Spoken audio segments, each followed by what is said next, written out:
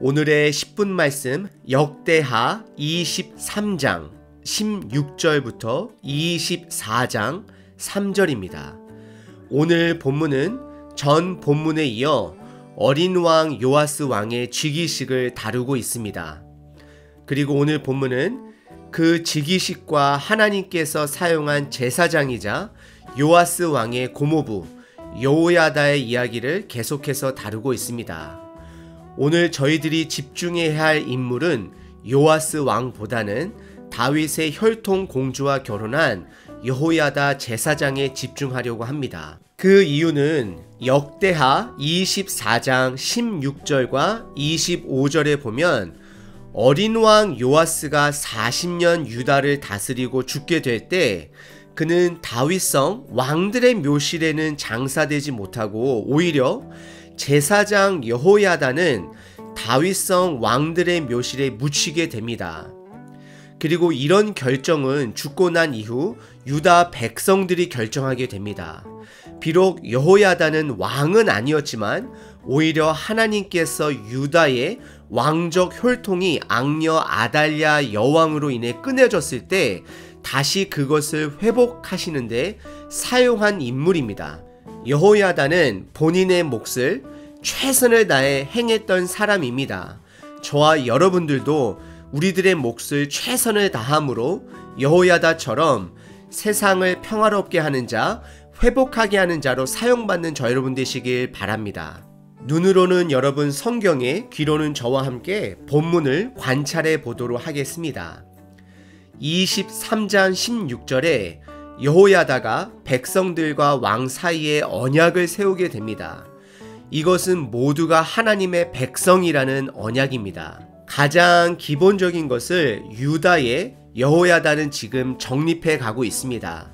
왕 이전에, 제사장 이전에 유다 모든 사람들은 하나님 앞에 그의 백성이라는 사실을 여호야다는 지금 강조하고 있는 것입니다. 지금도 교회 안에는 질서들과 정체성을 잃어버리지 않기 위해 우리들이 많은 호칭들을 사용하고 있습니다. 예를 들어 형제님, 자매님, 목사님, 전도사님, 지사님, 안수지사님, 성도님.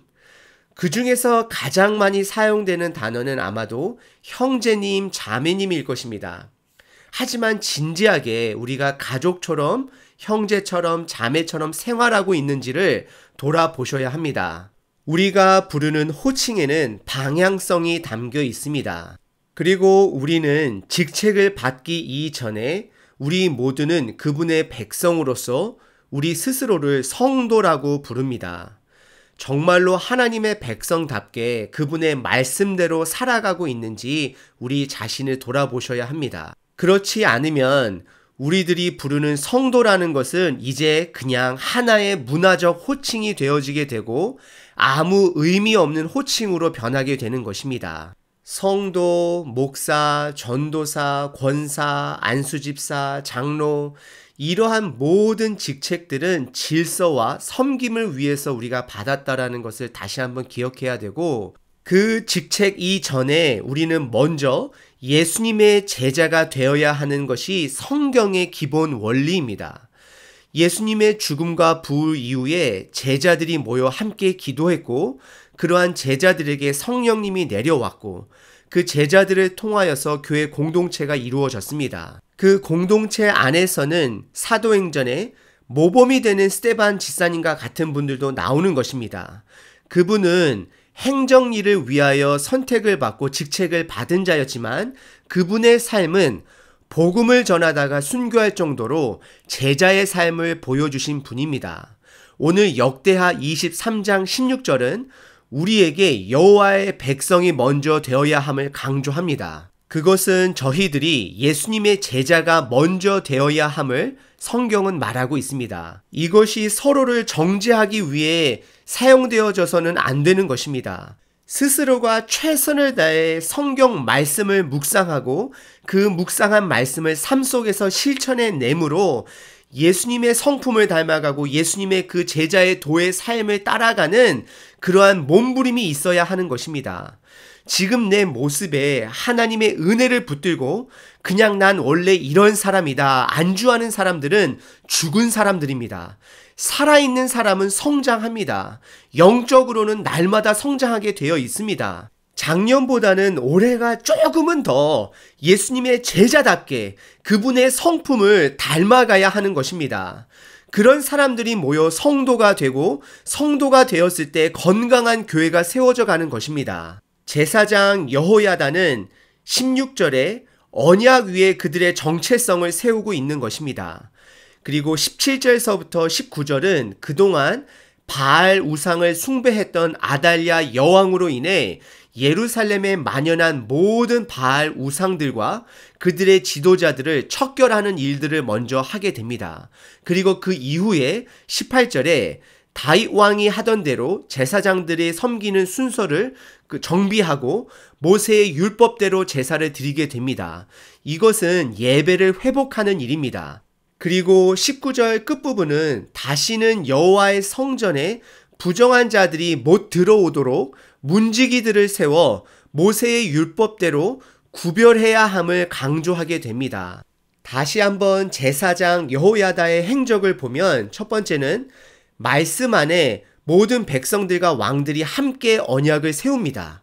다시 한번 상기하는 것이죠. 그리고 두 번째는 우상들을 척결하고 세 번째는 제사를 회복함으로 구별된 삶을 강조하게 됩니다. 그리고 21절에 요아스 왕이 예루살렘 왕궁 안에 보좌 안에 앉게 되므로 모든 백성들이 기뻐하고 평안하였다라고 성경은 말하고 있습니다. 이것은 백성들이 하나님께서 신실하게 지켜주시는 다윗 가문을 통한 왕권 약속을 확인하는 것으로 백성들이 기뻐하고 평안할 수 있었던 것입니다. 그리고 이것은 동일하게 우리들에게 진정한 왕, 예수님께서 우리 삶의 왕의 보좌에 앉아 우리와 동행할 때 비로소 우리 삶에는 기쁨과 평안이 넘치게 됨을 성경은 말하고 있는 것입니다. 21절입니다.